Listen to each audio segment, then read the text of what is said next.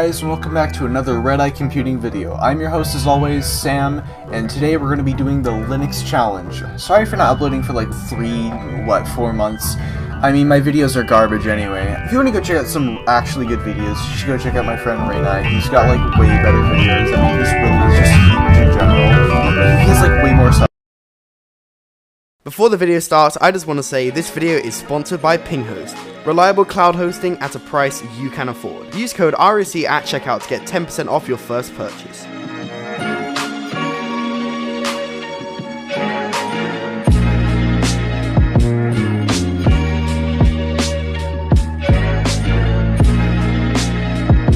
So the Linux Challenge. Why am I wasting my time doing this? To be perfectly honest, I don't really know why. I just need ideas. And I had the idea to do this godforsaken challenge because a few of my friends at the time decided to be all edgy and do the Linux Challenge and all this stuff to prove a point against Electronic Wiz 1 who like failed her Linux Challenge. Now you don't know who EW1 is or Electronic Wiz 1. She is some girl who does videos on Windows, and oh my god, they are just amazing.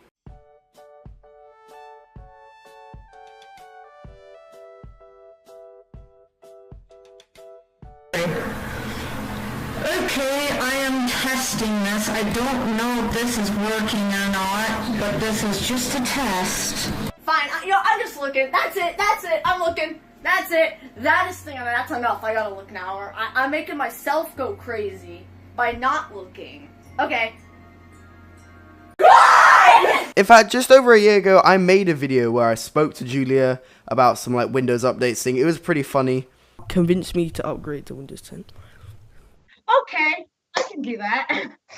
Okay, Windows 10 is more secure, it's newer, and like Windows 7 and 8.1 don't even want to update properly on Windows Update. Like, hang on checking for updates, like they won't even update. And then like Windows 10. Should I install these 2 important updates I've got? What updates? The ones on Windows 8. But obviously, like, no hard feelings or anything. Like, I'm not trying to hate on Julia.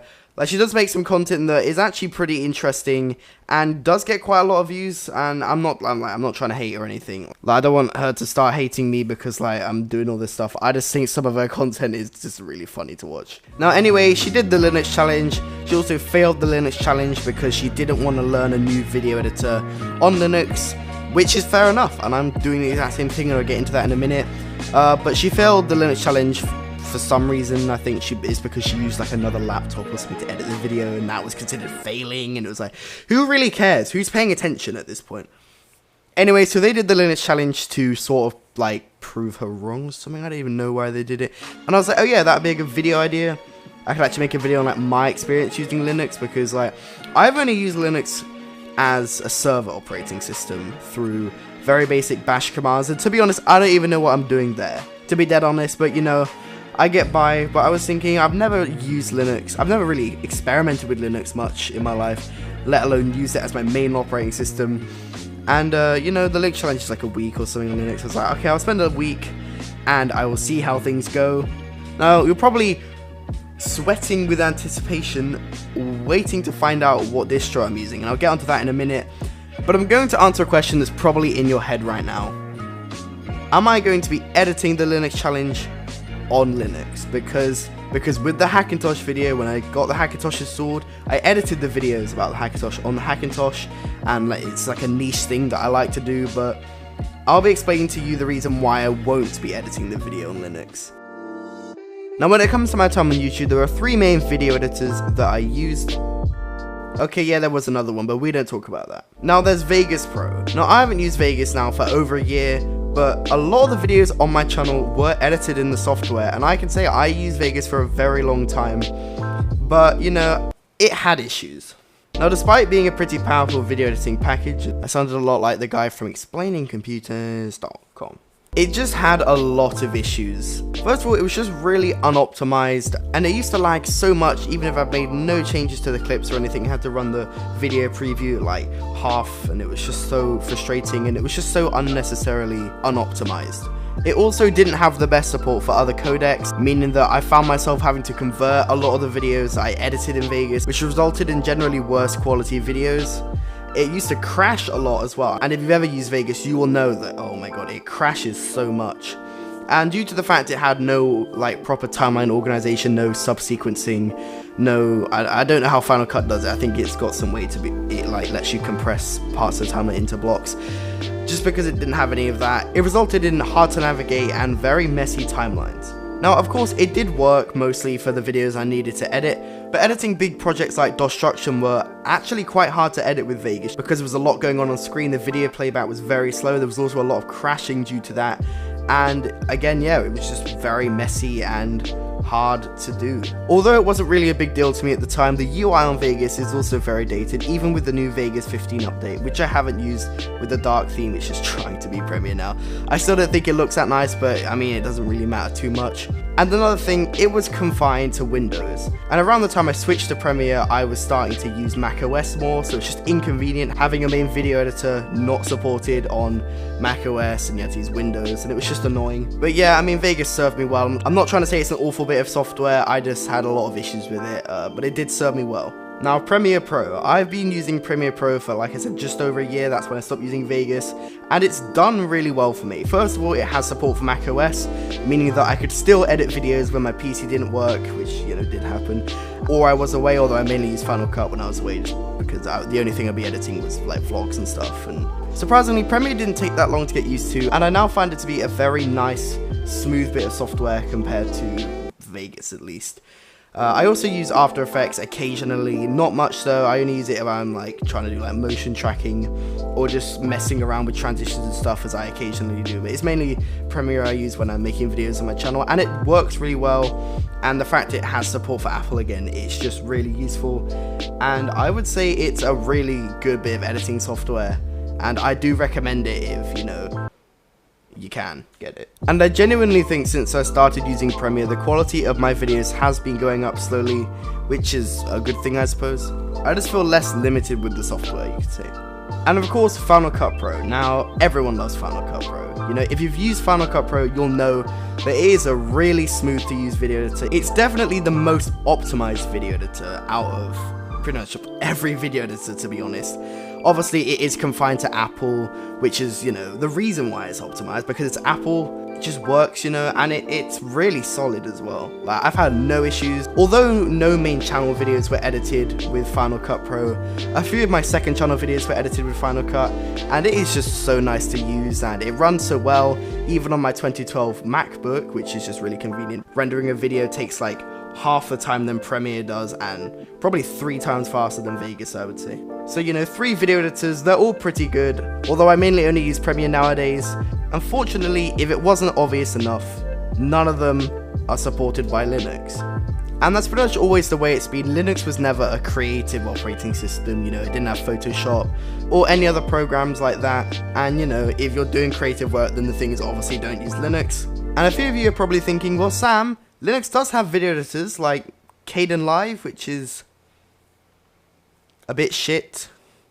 And even if there was a really solid video editor that was really good and could compete with all 3 of these video editors, I probably still wouldn't use it, just because I don't want to waste my time having to learn a new bit of video editing software just to make one video and then never use it again. It will just result in a lower quality video and more time wasted. And you're probably thinking, well, Sam, that was a really unnecessary part of the video. You didn't have to go through all these video editors. You could have just said that you don't want to edit the video on Linux. And you are totally right. I just did waste like 2 minutes just going through those video editors, and I really didn't need to. Anyway, let's get to the main part of the video now. Now, I spent a lot of time looking through a lot of Linux distros to pick out which one I thought would be the best for me. And by that, I mean I just used Ubuntu Budgie, because that's what a lot of my friends were using. Now, you're right, I probably should have put more time into choosing which distro was best for me, because I don't know, I just should have, I guess, made my experience a little better, but you know, whatever. So yes, the distro I chose was Ubuntu Budgie, and I was quite happy with my choice because a lot of people online thought it was a good choice, and I just assumed that it must be a good distro. It looked good, I suppose, for a Linux installation, I suppose. I mean, I'm not saying they look bad, I'm just saying they're like, they're just a bit schneid, you know, compared to like macOS and Windows. But you know, it looked alright for a Linux distro, so I was like, you know what, I'll just use this one. So I downloaded it and created a VM to try out what it was like, and it was pretty smooth. Yeah, it was a bit quirky, I suppose, but I mean, what was I expecting? So a couple of days later, after my mock exams finished, I decided to install Ubuntu Budgie on my personal computer. So I loaded up the installer and then remembered that I haven't actually partitioned my hard drive. You've got to find where you put the extra space. Oh shit, I didn't do that. You didn't. You can try installing alongside if you want. Oh wait. So I booted back into Windows and started to partition my disk. And unfortunately, I wasn't very good at it. You need disk management, don't you? Fuck. Right. We're here. Yep. Click shrink volume. Right, so it's gonna come up in megabytes, so you probably wanna Google megabytes to gigabytes or whatever. Yeah, I do. Okay, so what do? Do I put in the amount I want it to be strinked to? Yeah. Actually, no.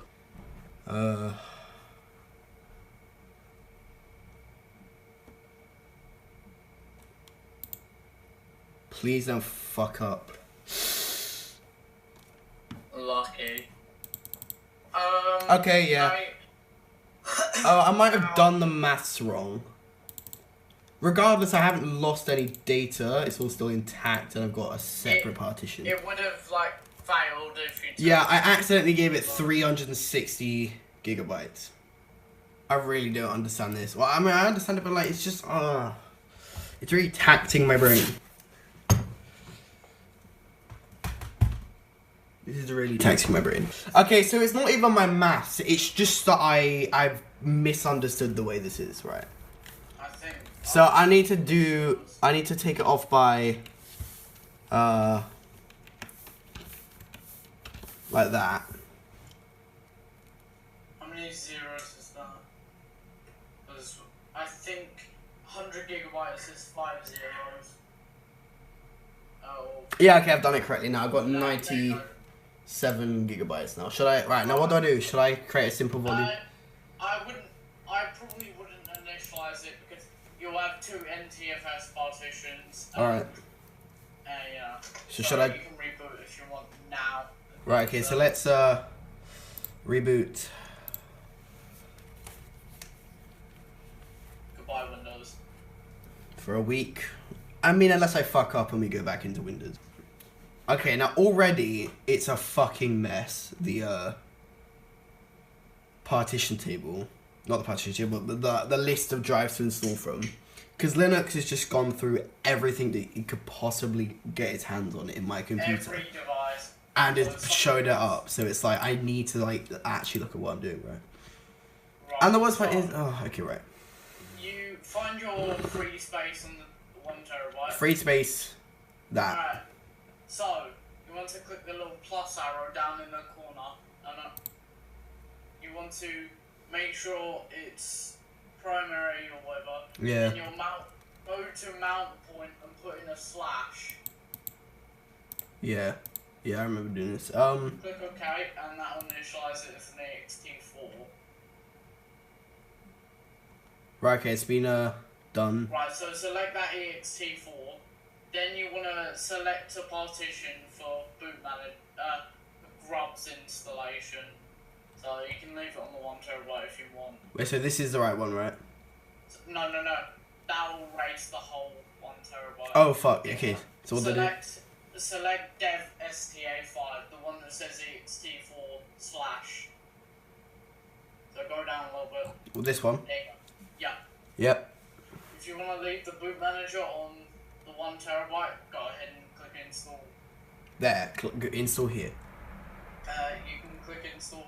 Now. And it'll go on that. Budgie. Does Budgie have a D in it? I don't know. I feel like it does. Yeah. I'm just being an idiot. One sec. Let me Google it. Yeah, I think it is. Right. Yeah. Yep. It does. Okay. Choose a password. Encrypt my home folder. Nah. Alright, now we wait. Alright, okay, let's restart. Now, hopefully, you know, all my shit's intact. Oh, that was, Jesus. I thought it finished booting, but that was just a shutdown. I'm brain dead today. Actually, let's see how fast it boots. I know it might be a bit inaccurate, like, 'cause it's the first boot. Wait, did you pick the... Oh, there you go, Grub's already come up. Yeah, Ubuntu. Yeah. So it had perfectly fine video drivers in the setup, but you know now we're actually booted into the install. We just don't have good video drivers. Thanks a lot, fucking budgie. Okay, we need to set up the displays. I'll just minimize that. Nobody cares. Settings. I'm doing this on my other monitor. I'm not gonna bother panning the camera. Right, settings. Now, in case you're confused what is going on, I need to briefly explain what I'm trying to do. So, I have three 1080p monitors, be it they're all different sizes and different types, but the point is they're all 1080p, but unfortunately, my third monitor has a Schneid, like, Chinese adapter that I got off eBay, like, 2 years back, and the adapter doesn't actually give any information about the monitor to the computer, so in Windows, macOS, and Linux, it's just picked up as a generic monitor, and you just have to set the size. And in Windows, it will let you do all the way up to 4K. Obviously, I just have it set to 1080p. Same for macOS, but Ubuntu just didn't want to scale my monitor properly. And in order to actually scale it properly, you had to do all these terminal commands, and we managed to get it working eventually, but then after a restart, it just went straight back to normal. So I decided that it just wasn't worth the effort, and that I was just gonna have to live with one of my monitors being in like 1024 by 768, which wasn't a big deal. We did spend a lot of time trying to get that working. What? This is so crap. What is this? Alright, okay. Apply.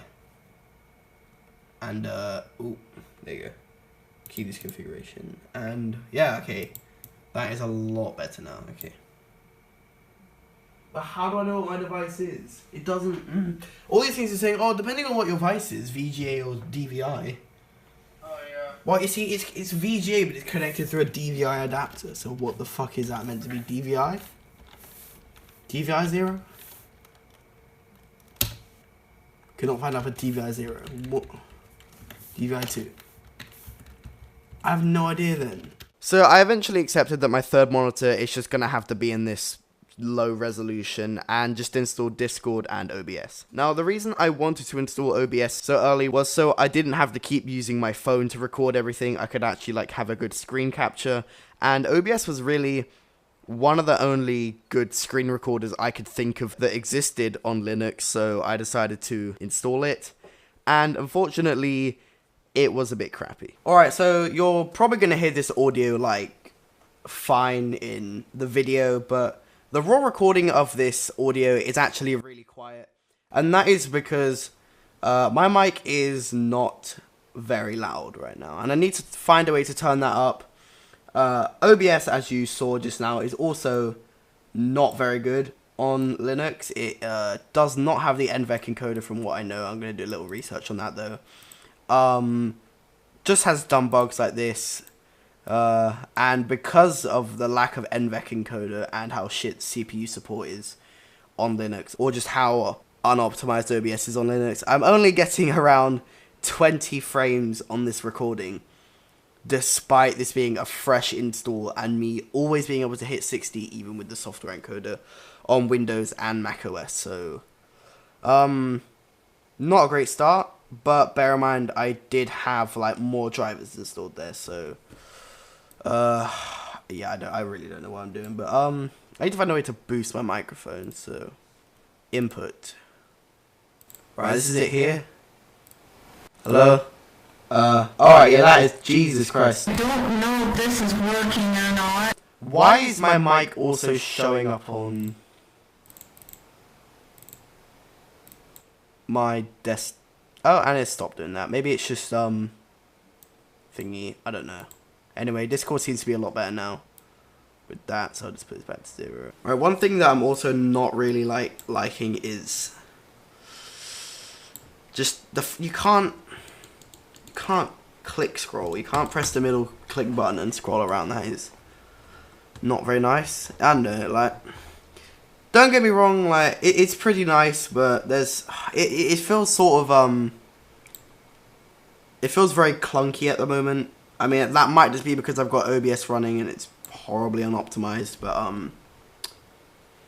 it just feels very not smooth, to be honest. But like, you know, well, I'm back and I got the NVIDIA drivers installed, and I do have to say things are running a bit smoother. And by that I mean, take OBS for example. It's still not running at 60 frames, but we're getting a smooth enough 30 frames that sometimes spikes up to around 40. It's still not ideal, but there is a way to get the NVENC encoder for OBS. You just have to compile your own FFmpeg thing, which is something that like I might do. I don't know if I'm really bothered, and I'm not sure how necessary it is, but I don't know, I want this to look good, so. Unfortunately, we had no luck getting the NVENC encoder to work, but at that point, just like my other monitor, I didn't really care anymore. Now, with the majority of the applications I wanted installed, it was finally time to theme the operating system and use it how I want to use it. Now, luckily, one of my friends, Jake or TechFan, sent me a terminal command that turned the dock into more of a taskbar looking thing that I could fully customize and make it look the way I want it to look. And while we're on the topic of this, I do want to thank Jake and Reese. You'll know them if you're on the Discord server. They've just been a massive help and have helped me get a lot of the stuff working and just made this experience a lot smoother for me. So again, I just want to thank them. And this is just a reminder, if you haven't already, make sure to join the Discord server. The link is in the description. That'd be much appreciated. Now, with the operating system properly themed, I installed other programs like Spotify. I found a pretty shitty RDP client called Remina RDP, but it worked nonetheless for connecting to my home server. And when it came to doing stuff like managing my VPS, it was actually a lot easier to do. Because it's a Linux VPS, I could just SSH in from terminal because it's Unix, rather than having to find an SSH client like PuTTY, like I would if I was on Windows. And that's one of the things I just find really convenient about using Linux and macOS, but again, it's not really a big deal. It's not really that much more convenient. It's just sort of nice to know that it's built in, I guess. For taking screenshots, there was a built-in screenshotting tool, but I decided to use this program called KShare, which is basically like a Schneid ShareX. If you don't know what ShareX is, it's basically a really good screenshotting application on Windows that lets you do quite a lot of stuff and lets you upload to pretty much anywhere you want to. Like, you can have your own uploader, you could use FTP. Now, KShare, although it wasn't that great when it came to uploading stuff, for taking basic screenshots, it was pretty good and worked alright. Now, I don't even know why I'm including this section, but we're going to be talking about gaming. Now, gaming on Linux is even worse than gaming on macOS, and if you're going to be using Linux or macOS, you shouldn't really be expecting to play many games more than like Minecraft and I know Roblox. Now, I've been playing like a few games recently. Obviously, I've been playing a lot of Fortnite just because, you know, who hasn't been playing Fortnite? And there was a brief time where I bought Cluster Truck. In fact, it was around the time I did this challenge, I was just, for some reason, I was just playing a lot of Cluster Truck. So, you know, I knew I'd have to go a week without pretty much any gaming, and there wasn't Fortnite on mobile or anything because this is at the start of March. So I sort of just had to not play games for a week, which wasn't really that big of a deal. But I did download Minecraft and try it out, and it was pretty smooth. It wasn't 60 frames, which was a bit disappointing, but I mean, after OBS, I wasn't really expecting too much good performance from Ubuntu as it was. I don't have creative, so I don't have creative. It ran pretty smooth. As a test, I decided to see what recording it would be like with OBS, and it wasn't smooth at all, as you can tell from my sarcasm. Oh yeah, this is really smooth. Not only did Minecraft only run at 30 frames per second, but my computer was also really laggy when Minecraft was open. Like, it's Minecraft, it shouldn't be lagging the entire computer, but oh well, I guess that's Ubuntu for you. As a joke, I installed Wine to see how far I could get with trying to install Fortnite. I already know it wouldn't work, but I thought I'd do it for shits and giggles. So we can't really play Fortnite. I really want to cash in on that Fortnite money and clickbait the video, like playing Fortnite on Linux and get like bare P. I also tried getting other stuff working under Wine, such as ShareX. I didn't really get far with that either. It was just sort of errors and crashing all the time. Now, from what you've seen so far, you probably think that Linux is working pretty well for me, and I've had no real issues and everything seems to be working more or less fine. Well, that's where you're wrong. That was such a shit meme, I'm sorry. Now, Ubuntu Budgie seemed to work fine for me. You know, I could chill on Discord, I could web browse, I suppose, listen to music, you know, just normal stuff like that. I couldn't really play games or video edit, but if there's one thing that has completely ruined my experience and has totally put me off ever using Linux, or at least this specific distro, ever again as any sort of desktop operating system, it would be the sheer amount of bugs. Now, Ubuntu Budgie is not the most stable distro ever. It's generally known among all the Linux users that Ubuntu Budgie is not the most stable distro ever, but I had way more issues with this than I thought I would. And for now, I am just going to show you just a lovely little collection of clips that I have over the week, showcasing some of my issues with Ubuntu Budgie. So, you know, I was just downloading stuff and, you know, everything freezes. This is just such a clusterfuck, honestly. Well, it looks like I'm not coming back after that crash. Oh, this is such a fucking pain. I was installing AnyDesk through the thing. I downloaded it from the official website, and it's completely fucked it up. Oh shit. I just pressed the power button, I think it's shut down, yeah. Maybe I thought I'd be lucky there, but no. Ubuntu, advanced options for Ubuntu. Ubuntu recovery mode. Well, let's see how far this gets us. If it just gives me a bash terminal, I'm going to be very sad. Because there's not much I could do with that. Clean. Run, failsafe. Repair broken packages. If this resets everything, I'm going to be really sad. This was meant to be an easy video. Well, on the plus side, we got AnyDesk installed. You know, maybe it did break the entire install, and nothing else is being detected now. But there's one plus side, I suppose. Yeah, it's just doesn't have any sort of display drivers anymore. Oh yeah, lad, this is just working.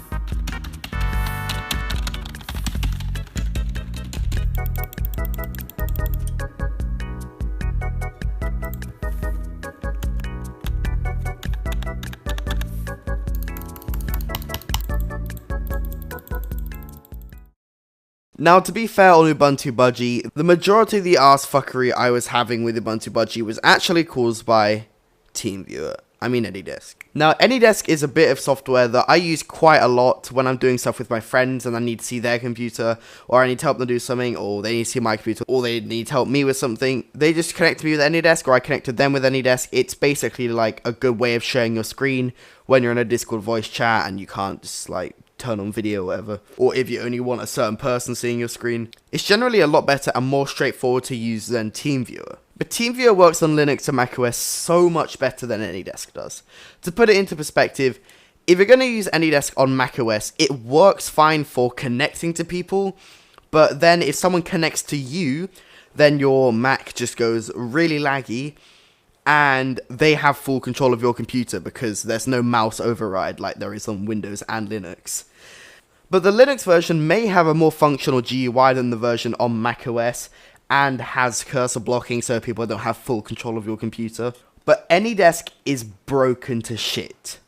AnyDesk is the reason why my system kept locking up, is the reason why I couldn't click on so many things and the entire operating system stopped working and I couldn't type. And it happened countless times because I was always using AnyDesk. I used AnyDesk a lot and it was such a pain. But the worst part is it did this even if no one was connected to me. All you had to do was have AnyDesk open and this issue would happen. I would just be watching someone else's computer through AnyDesk and my entire system would just lock up and I couldn't do anything, and it was so annoying. And you know, I only found this out near the end of my time, and I was so annoyed and fed up with the system constantly crashing and me not being able to do stuff, and it was all AnyDesk's fault. And how do I know this? Well, it always happened when I was on AnyDesk. It never happened when AnyDesk wasn't opened, as you can see from the footage. I spoke to Jake about it, somebody who swears by this distro, and he said AnyDesk completely breaks it. And when he uses AnyDesk, he RDPs his server and uses AnyDesk, which is a bit long. AnyDesk, I hate you. I love you when I'm on Windows, but you just suck on macOS and Linux. A lot of the time, I find myself using TeamViewer when I'm on macOS to have people connect to me, because AnyDesk just degrades performance. And on Linux, well, at least Ubuntu Budgie, it just kills your system, apparently. Now, even without AnyDesk, the system still wasn't that stable. I still had random freezes occasionally, but apparently that seems to be a special Snowflake issue. Now, again, I said earlier that it's not the most stable distro, but according to a lot of other people who use Ubuntu Budgie, they didn't have the same issues as me, so I'm not sure what that was about. I suppose Linux just isn't the operating system for me, and I did not need to do this challenge to figure that out.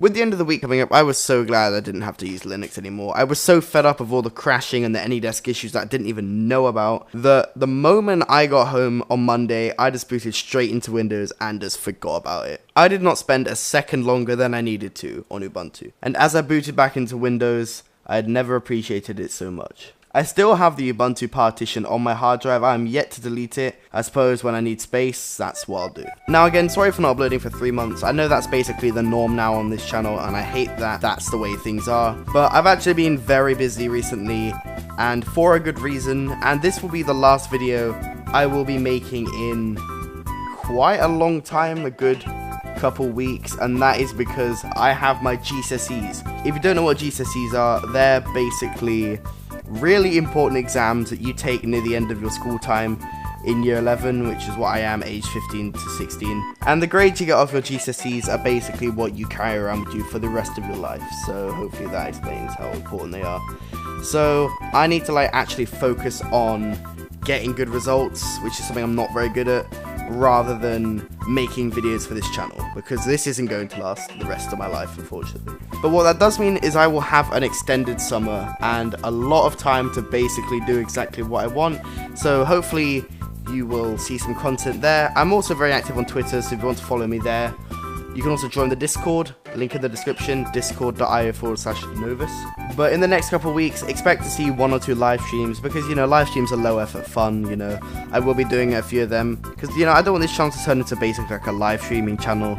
But, you know, I will be doing some live streams occasionally, so look forward to that, I suppose. Not that anyone will, because no one really watches my live streams, but, you know. And of course, thank you for making it so far in the video. I know this video was quite long, and of course I did spend a lot of time on this video. Of course I had to spend an entire week on an operating system that I didn't really enjoy using, not to mention the amount of time just putting this together. It took way longer than I thought, so it would really mean a lot to me if you were to like the video. And of course, check out the video sponsor, pinghost.io, really fucking cheap VPSs, cheap and reliable. But thank you so much for watching this video. If you enjoyed, make sure to leave a thumbs up. But thank you so much for watching this video. If you enjoyed, of course, make sure to leave a thumbs up. Thank you for watching again, and peace out.